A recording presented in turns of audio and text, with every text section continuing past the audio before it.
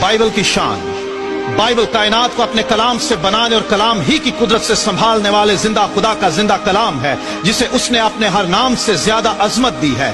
Bible तपाई गई चांदी से ज्यादा साफ है, ये सोने से बल्कि बहुत कुंदन से ज्यादा पसंदीदा है। ये सच्चाई है बल्कि सच का मयार है। ये बीज है जो बो दिया जाए तो बेफल नहीं रहता। इंसानों की रूहानी ग़िज़ा है जो शहद से ज्यादा शीरी है। ये आईना है जिसमें हमें अपनी हकीकी सूरत नजर आती है। ये हथौड़े की मानद है जो सख्त दिलों, सोचों और ख्यालात को चकनाचूर कर देता है। ये दो धारी तलवार से ज्यादा तेज है जो बंद बंद और गूदे गूदे को जुदा करके गुजर जाता है। ये आग है जो नाराजगी को भस्म कर देती और ईमान को खालिस और मजबूत बना देती है। ये कदमों के लिए चिराग और राह के लिए रोशनी है। ये खुदा की तरफ से इंसानों को दिया गया अबदी ज़ाबिता हयात है।